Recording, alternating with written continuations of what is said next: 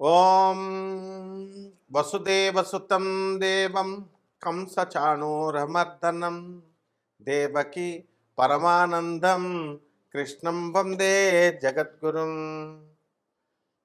జగదేక వీరుడైనటువంటి అర్జునుడికి జగద్గురువైనటువంటి శ్రీకృష్ణ వారి పాదపద్మాలకు నమస్కారం చేస్తూ మనం ఈ రోజున శని శుక్రులు ఇద్దరూ కలిస్తే ఈ మీనరాశిలో 2025 సంవత్సరంలో ఏం జరుగుతుందో చూద్దాం. సాధారణంగా మనకి శుక్రుడు ఎవరో తెలుసా అండి? లూసిఫర్. బైబిల్లో చెప్పినటువంటి శపించబడినటువంటి దేవతలు అని కొంతమంది ఉంటారు. అలాగే హిందూ మత శాస్త్రంలో కూడా మనకి గ్రామ దేవతలు అని మనం చెప్పుకుంటాం కదా. వాళ్ళ గురించి కొంతమంది ఏమంటూ ఉంటారంటే, ఏమండి ఇప్పుడు నల్ల మైసమ్మ, ఎర్ర మైసమ్మ, తర్వాత ఈ యొక్క గండి మైసమ్మ, ఇలా చాలా పేర్లతో ఉన్నారు. కట్ట మైసమ్మ. మా పంతులు గారు ఒక ఆయన ఉండేవారు. అయ్యి బాబాయ్, ఏంటి ఈ గండి మైసమ్మ, ఈ కట్ట మైసమ్మ ప్రాణాలు తీసేస్తుంది, చెరువు గట్ల మీద ఒంటరిగా వెళితే ప్రాణాలు తీసేస్తుంది అని అనేవారు. అటువంటి పోలేరమ్మనే మన వీరబ్రహ్మేంద్ర స్వాముల వారు గురుదేవులు ఆయన చుట్టకు నిప్పపట్రా అంటే అక్కడ ఉన్నటువంటి ప్రజలందరూ చూస్తుండగా చుట్టకు పట్టుకొస్తుంది. దెబ్బతో దెమ్మ తిరిగిపోద్ది అక్కడ ఉన్నటువంటి జనానందరికీ. అంటే గ్రామ దేవతలను అలా అంటాం కదా. అలాగే మన బైబిల్లో కూడా వీటిలన్నిటిలో కూడా లూసిఫర్ అంటే ప్రభువు ఏం చేశాడంటే, దేవుడు ఏం చేశాడంటే, ఆయన ఒక సృష్టి చేశాడు. ప్రధాన చీఫ్ పిఏ లాగా లూసిఫర్ని. అరే నువ్వు వెళ్ళి పరిపాలిస్తున్నాడు. మరి ఆయన ఏమన్నాడు, వెళ్ళి నన్ను పొగడకుండా ప్రభువుని ఎందుకు పొగడడం, దేవుణ్ణి ఎందుకు పొగడడం అని చెప్పేసి ఆయన ఏం చేస్తాడు, ప్రభువుని పొగడకుండా ఆయన తనను తాను పొగుడుకుంటూ ఉంటాడనమాట. అతనే అప్పుడు ప్రభు కోపం వస్తుంది. తనను పొగడమని తన్నే దేవుడిగా డిక్లేర్ చేసుకుంటాడు ఈ లూసిఫర్. అప్పుడు ప్రభు శపించి, పో నువ్వు శపించబడినటువంటి దేవతలనే వాటిల్నే ఏమంటామంటే భోగలాలస దేవతలు అంటాం. యక్షులు, కిన్నర్లు, కింపురుషులు ఇలా ఉన్నారు కదా. అలాంటి కేటగిరీలో ఈ లూసిఫర్ అనేటటువంటి వాడు సాతాన్ అంటాం. మన హిందూ ధర్మశాస్త్రంలో కలిపురుషుడు అంటాం. అతనే శుక్రాచార్యుడు. అంటే శుక్రాచార్యుడు ఏం చేశాడంటే భోగలాలసత్వం, రాక్షసులకు గురువయ్యాడు. శుక్రాచార్యుడు తత్వంలో 2 రకాలు ఉంటాయండి. శుక్రుడుగా ఆయన రాక్షసులకు గురుత్వాన్ని వహించినప్పుడు ఆయన ఆచార్యుడిగా ఉంటాడు, ఒక ప్రొఫెసర్గా మంచి చెప్తాడు. అలాగే శపించబడినప్పుడు అతను సాక్షాత్తు శ్రీ మహావిష్ణువు తన తల్లిని చంపాడు అనేటటువంటి అక్కస్సుతో శ్రీ మహావిష్ణువు మీద ద్వేషంతో భక్తి మార్గంలో ఉన్నటువంటి వాళ్ళందరినీ కూడా భోగలాలసత్వం వైపు లాగేస్తాడు. ఇల్లు విప్పిస్తాడు, మందు కొట్టిస్తాడు, ఇక రకరకాల పిల్లలు, ఇల్లు, గృహాలు, ఇలా రకరకాలుగా మనల్ని ఈ భూమి మీదే ఉండేటటువంటి సంపదలనిచ్చి ఇక్కడిక్కడే భ్రమింపజేస్తూ ఇక్కడే ఉంచేస్తాడు. ఆ శుక్ర మాయ నుంచి తప్పించుకున్నటువంటి వాడు రాధమ్మ తల్లే ఆయన మాయలో పడిపోతే సాక్షాత్తు శ్రీకృష్ణ పరమాత్మ రక్షిస్తాడు. ఆ రాధమ్మ తల్లి జాగృతమైన మరుక్షణం శుక్రాచార్యుడి యొక్క మాయను విచ్ఛిన్నం చేసింది. అంత పవర్ఫుల్ శుక్రాచార్యుడు. మరి ఇక శని ఎవరో తెలుసా అండి? అటానమస్ ప్లానెట్, స్వయం ప్రతిపత్తి కలిగినటువంటి ఒక అటానమస్ యూనివర్సిటీ లాంటిది. ఆయన బ్రహ్మ విష్ణు మహేశ్వరుల్నే ఎదిరించి పారేస్తాడు. విష్ణుమూర్తి ఈ శనీశ్వరుడి యొక్క కాలు విరగొట్టేస్తాడు. అలాగే మరి అహంకారపూరితుడై యుద్ధం చేసినప్పుడు, అంటే తాను ఎవరికి రిపోర్టింగ్ ఇవ్వాల్సినటువంటి అవసరం లేదు. ఇప్పుడు శనీశ్వరుడు మిమ్మల్ని కోటీశ్వరులు చేయాలన్నాడు అనుకోండి, చేసి పడేస్తాడు అంతే. విష్ణువుని కన్సల్ట్ చేయాలా, బ్రహ్మను కన్సల్ట్ చేయాలా, ఏమన్నా తొక్కి పడేయాలనుకోండి మిమ్మల్ని, సాక్షాత్తు శివుడు అడ్డొచ్చినా సరే తొక్కి పడేస్తాడు మిమ్మల్ని. ఎందుకంటే ఆయన శివస్వరూపం, శివుడి అవతారమే శనీశ్వరుడు. కాబట్టి ఈ యొక్క శనీశ్వరుడికి స్వయం ప్రతిపత్తి ఎలాగైతే ఉందో రావణ బ్రహ్మ వాడంటే అందరికీ పాస్ పడిపోద్ది. మరి అటువంటి రావణాసురుడు నవగ్రహాలన్నింటినీ బంధించి ఈ గడుల్లో కూర్చోబెట్టి ఏ స్థానంలో అయితే శని ఉంటాడో ఆ స్థానంలో ఆయుర్దాయం తన కొడుకు పుట్టబోయేటటువంటి ఇంద్రజిత్తుకి పూర్ణాయుర్దాయం, పూర్ణైశ్వర్యము, 10 మంది పెళ్ళాలు, ఈ రకంగా 10 కార్లు, ఇలా ఎవడైతే కోరుకుంటాడో ఆ విధంగా సకల సంపత్తిని ఇచ్చినప్పుడు ఏం జరిగిందో తెలుసా? శనీశ్వరుడు పక్కగళ్ళలోకి వచ్చేస్తాడు. ఏంట్రా ఇటువంటి నువ్వే దుర్మార్గుడివి తండ్రి రావణాసురుడివి, నీకు మళ్ళీ పుట్టబోయే కొడుకు అంతకంటే వెధవ, కాబట్టి మీకు ఆయుర్దాయాన్ని ఇవ్వాలా అని చెప్పి పక్కగళ్ళలోకి వచ్చేస్తాడు. ఎప్పుడైతే పక్కగళ్ళలోకి వచ్చాడో ఆయుర్దాయం క్షీణించబడింది, వాడికి మరణిస్తాడు. అంటే శని చేయదలుచుకుంటే అలా చేస్తాడు. ఆ తర్వాత పీడించేటప్పుడు బ్రహ్మని, తర్వాత ఈ యొక్క ఎవరు మన శివుణ్ణి మర్రి చెట్లో పడుకోబెట్టేస్తాడు. బ్రహ్మదేవుణ్ణి అవమానింపజేస్తాడు ఒక్క లిప్తపాటు క్షణం పాటు.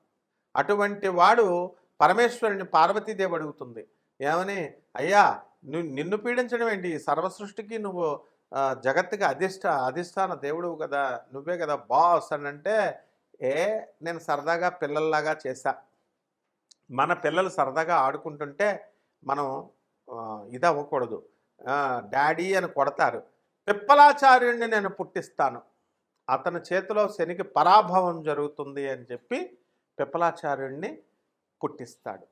ఇవన్నీ కూడా చాలా కథలు ఉన్నాయి. కాబట్టి మనం చెప్పుకోబోయేది ఏంటంటే శని శుక్రుడు గురించి చూద్దాం. మీనరాశిలో శని ఉచ్చస్థితి, అటువంటి శనేమో శుక్రుడు ఉచ్చస్థితి, శనేమో సముడు. కాబట్టి ఈ శని శుక్రుల మిత్రత్వం ఉంది. కాబట్టి ఎక్కడైతే ఇప్పుడు అమ్మాయిని 7 సంవత్సరాలు 8 సంవత్సరాలు ఫోన్ మాట్లాడి వాడికి అదుర్సు సినిమాలో బ్రహ్మానందం లాగా అయిపోద్ది అనమాట. శని శుక్రులు మీనరాశిలో కలిస్తే, మళ్ళీ శని శుక్రులు వేరే చోట కలిస్తే మళ్ళీ అది సక్సెస్ అవుతుంది. అదుర్సు సినిమాలో బ్రహ్మానందం ఏం చేస్తాడండి, చక్కగా ఆ నయనతారకు మొత్తం అన్నీ చేస్తాడు. అన్నీ నాకేస్తుంది గురువుగారు అని జూనియర్ ఎన్టీఆర్ అంటాడు, మిమ్మల్ని నాకేశారండి, బాగా వాడేశారండి అంటాడు. అంటే సోఫాలు ఇప్పిస్తాడు, సామాన్ ఇప్పిస్తాడు. అలా మనం జనం అంతా కూడా ఆడది ఫోన్ చేయగానే, ఆడది అడగగానే మొత్తం డబ్బులు ఇచ్చేస్తారు. మొత్తం మగవాడు పాపం ఎంత దుర్భర పరిస్థితిలో ఉన్న ₹1 ఇవ్వడానికి బాధపడతారు. అది ఈ శని శుక్రుల యొక్క కలయిక మీనరాశిలో. అంటే ఏంటంటే మిమ్మల్ని అందరినీ లవర్స్ వదిలేస్తారు, అందులో డౌట్ లేదు. తర్వాత ఎన్నో సంవత్సరాలుగా మేము ఇన్వెస్ట్మెంట్లు పెట్టామండి లవర్ మీద, మేము ఎన్నో కష్టాలు పడి మేము 7 సంవత్సరాలు 8 సంవత్సరాలు మాట్లాడేమంటారు, మీరు మోసగింపబడతారు మీ ప్రేమికుల చేతిలో. ఇది శని శుక్రుల కలయిక. ఇక 12 రాశుల మీద ఈ శని శుక్రులు ఎలాంటి ఫలితాలు ఇస్తుందో మనం చూద్దాం ఈ వీడియోలో. మేషరాశి, ఈ మేషరాశి వారందరికీ కూడా ఈ శని శుక్రులు ఉన్నటువంటి ఈ యొక్క సందర్భాన్ని బట్టి మనకి చక్కగా ఇల్లు లేనటువంటి వాళ్ళు ఇల్లు కొంటారు, స్థలాలు లేనటువంటి వాళ్ళు స్థలాలు కొంటారు. మరి ఎన్నో ఈ పెళ్ళిళ్ళు కావడం లేదండి అని బాధపడే వాళ్ళు ఉన్నారు. ఏలినాటి శని జరుగుతుంది, ఇప్పుడు ప్రారంభమైంది. అటువంటి ఏలినాటి శని సమయంలో మనకి శుక్రుడి యొక్క ప్రభావం వలన దాన్ని అధిగమింపజేసి బంధాలలో ఇరికిస్తాడు. బంధకారకుడు, కర్మకారకుడు. కాబట్టి ఇదిగో నేను ఈ అమ్మాయిని ఇచ్చి పెళ్లి చేసేసాను, ఇంకే అమ్మాయితో ఒక 50 సంవత్సరాలు పడుండు అని చెప్పి శనీశ్వరుడు పెళ్లి చేసేస్తాడు. అలాగే నీకు ఈ ఇల్లు ఇచ్చేస్తున్నాను రా భయ్, నీ ఇల్లు నువ్వు పడుండు అని చెప్పి ఇచ్చేస్తాడు. ఆ విధంగా శుభవార్తలే అన్నీను. కాకపోతే ఏమవుతుందో తెలుసా అండి, ఎప్పుడు 24 గంటలు గురక పెట్టి అంటూ పడుకోవడమే అన్నమాట. బద్ధకం, లెథర్జీ. ఈ విధంగా ఈ శని యొక్క ప్రభావం వల్ల ఇలా ఉంటుందనుకుంటే మనకి మే 18వ తేదీ నుంచి రాహుకేతువులు మారుతున్నారు. అప్పుడు శత్రువులపై ఇంతవరకు ఆధిపత్యం సాధించారు. ఎన్ఆర్ఐలతో తెగ బిజినెస్లు చేసేసారు, ఎక్స్పోర్ట్స్ ఇంపోర్ట్స్ బిజినెస్లు చేసేసారు. ఇప్పుడు ఏమవుతుందో తెలుసా, పిల్లలు కేతు 5వ ఇంట్లోకి వచ్చేస్తున్నాడు. వచ్చేయడం వల్ల సింహరాశిలోకి వచ్చి మీ పిల్లలు రాక్షసుల్లాగా మిమ్మల్ని పీడిస్తాడు. మీ పిల్ల మీరేదైనా బండి కొనుక్కున్నారనుకోండి, డాడీ ఒకసారి బండి అంటే మీరు బండి ఇస్తారు. అబ్బా పుత్రవాత్సల్యం, అబ్బా కొడుకు మనకొక్కడే ఉన్నాడని చెప్పి గారాబంతా ఇస్తే వాడి ఫ్రెండ్స్ని ఎక్కించుకొని, గర్ల్ ఫ్రెండ్స్ని ఎక్కించుకొని, మొత్తం ముగ్గురిని ఎక్కించుకొని బండి మీద వెళ్తాడు. పోలీసు పట్టుకుంటాడు. అండ్ కేసు ఎవరు, వాడు మైనర్ కాబట్టి మిమ్మల్ని బొక్కలా వేస్తారు. ఇటువంటి చక్కటి అనుభవాలు మీకు జరుగుతాయి అన్నమాట మేషరాశి వారికి. వాడు ఎదుగొచ్చిన కొడుకున్నాడు అనుకోండి, వాడు లవ్ మ్యారేజ్ చేసుకున్నాను డాడీ అంటారు. అబ్బా ఫుల్ ఖుషి అయిపోతారు. వాడు ఏ ఎమ్మెల్యే కూతురునో లేకపోతే ఏ రౌడీ కూతురునో లేపుకెళ్ళిపోతాడు. వాళ్ళేమో రౌడీలు పంపిస్తారు మీకు. ఇది మాత్రం తథ్యం అనమాట మేషరాశి వాళ్ళు. అందువల్ల మీ పిల్లల్ని జాగ్రత్త కంట్రోల్లో పెట్టుకోండి అమ్మా. ఆ తర్వాత నెక్స్ట్ ఇక ఉద్యోగాలు లేవు. ఎవ్వండి చూడండి, నాకు ఉద్యోగం లేదు, నాకు ఉద్యోగం లేదు, నాకు ఉద్యోగం లేదు అనేవాడే ఉంటాడు. ఉద్యోగం ఉన్నవాడేమో అప్పులు, నాకు అప్పులండి, అప్పులు అంటాడు. ఈ రకంగా పరిస్థితులు అనేటటువంటివి ఉన్నాయి. కాబట్టి మనం ఏం చేయాలంటే, మనం ఈ యొక్క మేషరాశి వారికి అందరికీ కూడా కొన్ని పరిహారాలు చేసుకోవాల్సిన అవసరం ఉంది. రైతుల పరిస్థితి మే 18 తర్వాత బాగుంటుంది. మంచి పంట అనేటటువంటిది వీళ్ళు పండించడం అనేటటువంటివి చేస్తారు. సాఫ్ట్వేర్ ఉద్యోగస్తులు చక్కగా వీళ్ళకి ఉద్యోగాలు వస్తాయి, ఫారెన్ వెళ్ళడానికి అవకాశాలు ఉంటాయి. విద్యార్థులు చదువు విషయంలో కూడా మే 14 తర్వాత ఈ యొక్క చదువు డల్ అయిపోవడం జరుగుతుంది మేషరాశి వారికి. డబ్బులు ధనం విపరీతంగా ఖర్చు పెట్టడం ఫ్రెండ్స్తో వీళ్ళతో ఇవన్నీ జరుగుతాయి. పరిహారాలు మనం చేయాల్సింది ఏంటంటే, మనకి శని జపం చేసుకోవాలా, ఏలినాటి శని జరుగుతుంది, శని స్తోత్రాలు చదువుకోవాలా, శనికి కిలోంపావు నల్ల నువ్వుల్ని, నల్లని వస్త్రాన్ని ఇచ్చి పేద బ్రాహ్మణులకి అధిక పారితోషకాన్ని ఇచ్చి మీరు చేయాలి. అధిక పారితోషికం మీరు ఇవ్వకపోయినా కూడా వాళ్ళు అడుగుతారు. మినిమం 2000 రూపాయలు ఇవ్వాలి మీరు పంతులు గారికి. అలాగే నల్లని వస్త్రం ఏదో చిన్న చిరిగిపోయిన జాకెట్టో లేదా చిన్నది పీలిక కాదు, ఆయన ఫుల్ ఫ్లెడ్జెడ్, ఆయనకి కంప్లీట్గా బట్టలు పెట్టాలి మీరు. అలాగే ఈ యొక్క శనికి చక్కగా రావి చెట్టు ఊరుకునే ప్రదక్షిణాలు చేయడం కాదు, నీళ్లు పోయండి. ఒక బకెట్ నీళ్లు పోయండి. నీళ్లు పోయమన్నామని ఏదో స్పూన్ నీళ్లు లేదా చిన్న స్టైల్గా చిన్న రావికి అలసం చెంపు పట్టుకెళ్ళి దాంతో నీళ్లు పోయడం కాదు, బకెట్ నీళ్లు మినిమం పోయాలి. అలాగే 108 ప్రదక్షిణాలు చేయాలి కంపల్సరీ. ఈ 30 రోజులు రోజు చేయండి ప్రదక్షిణాలు. ఎగండి బాబు రావి చెట్టు చుట్టూ ఎలా చేస్తామండి, ఏదో శనివారం అలా చేయలేనటువంటి వాళ్ళు కేవలం కనీసం మీరు ఏం చేయాలా, శనివారం నాడన్నా చేయండి. అదే గర్ల్ ఫ్రెండ్ పిలిస్తే మాత్రం దాని ఇంటికి 40 కిలోమీటర్ల దూరమైనా ఢిల్లీ వెళ్తారు. కానీ రావి చెట్టుకు రోజు చేయమంటే ప్రదక్షిణాలు మనం చేయలేమని అంటాం. ఆ విధంగా మీరు మిగతా రోజుల్లో వీలు పెట్టుకొని జాగ్రత్తగా 15 రోజుల 20 రోజుల 20 సార్లు 21 సార్లు మీ ఇష్టం, అది ఆ నియమం ప్రకారం చేయండి.